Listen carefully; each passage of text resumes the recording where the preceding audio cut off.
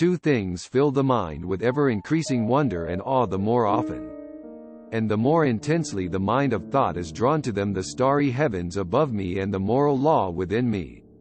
Act only according to that maxim by which you can at the same time will that it should become a universal law. Out of timber so crooked as that from which man is made, nothing entirely straight can be carved. Immaturity is the incapacity to use one's intelligence without the guidance of another. Science is organized knowledge. Wisdom is organized life. All our knowledge begins with the senses, proceeds then to the understanding, and ends with reason. There is nothing higher than reason. Man is the only being who needs education. Morality is not the doctrine of how we may make ourselves happy, but how we may make ourselves worthy of happiness.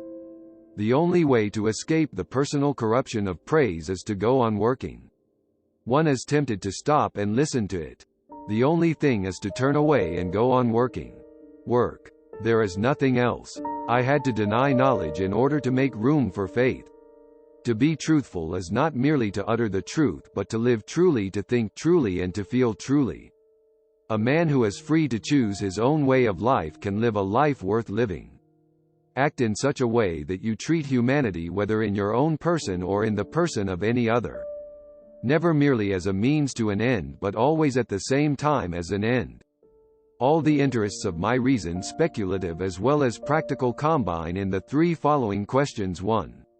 What can I know? 2. What ought I to do? 3. What may I hope? All thought must directly or indirectly, by way of certain characters, relate ultimately to intuitions, and therefore with us to sensibility, because in no other way can an object be given to us.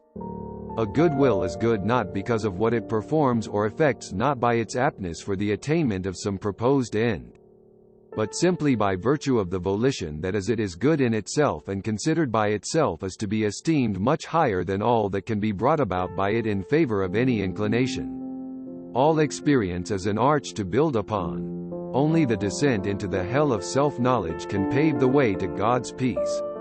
The concept of freedom is one of the most sophisticated and complex concepts of modern philosophy. The greatest human achievement is to be able to change oneself. We are not rich by what we possess, but by what we can do without. Two things fill the mind with ever-increasing wonder and awe the more often, and the more intensely the mind of thought is drawn to them, the starry heavens above me and the moral law within me.